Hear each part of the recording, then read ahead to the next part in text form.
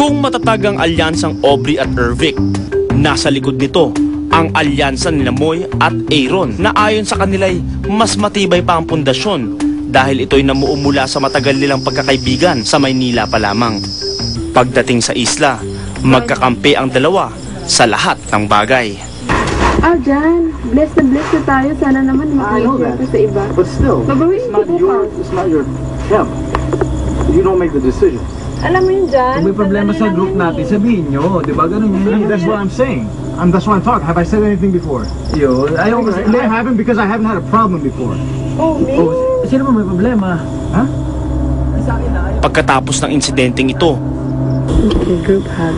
Dear Wes.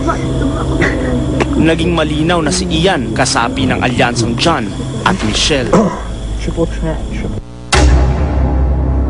Sa kanilang bagong tribo, pagdating sa merge, mas lalong umigting ang lakas ng alyansang Moy at Aaron nang sumapi sila sa grupo nina Aubrey at Ervic para puntiryahin ang alyansang John at Michelle.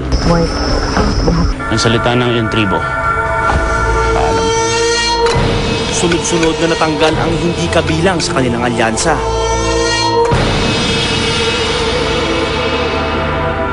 Pero sa bandang huli, bumaliktad din ang grupo ni Aubrey nang tanggalin nila si Aaron. Nagsalita ng iyong tribo. Paalam. Sana bigyan nila yung 100% pa rin nila and sana si Moy makapasok siya ng top 5 and top 3 kung sino man manalo. So yun lang. Si Solen naman, kadalasang tahimik sa isla. Napabilang si Solen sa Nagar, kasama si Miko, na siya namang kaisa-isa niyang kakampi. Ira, tapos Ian. Oo, sino naman yung dalawang, yung si Ian yung second na... What if they three of them vote for us?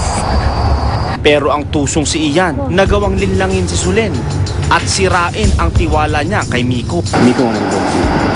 So I said, how can that be? Me and Miko are so...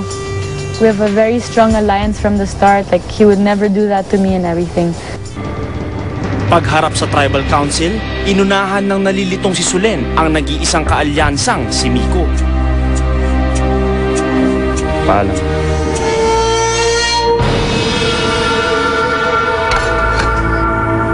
God bless, guys.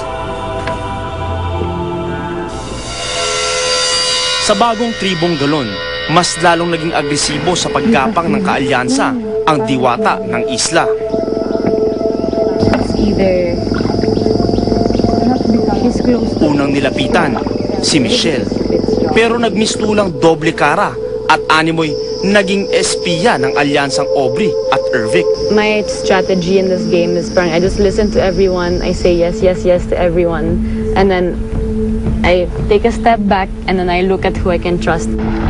At dahil napatunayan ni Solen na kaya niyang makipagsabayan sa estilo ng pakikipag-alyansa ni Aubrey at Ervic, naging kasapi na rin siya ng mga ito. Ang kanilang alyansa ang naging ticket ni Solen para makarating sa top 4. Yung top, if ever nasa 4 na tayo, kailangan lang natin talunin yung isa. Diba? Hindi nagtagumpay si Akihiro nang subukan niyang kumbinsihin si Moy na makipag-alyansa sa kanya para buwagin sina Aubrey at Ervic. I play dirty, but because of them. Because I would try to push everyone to play this game friendly. Of course, it doesn't work. Paalam.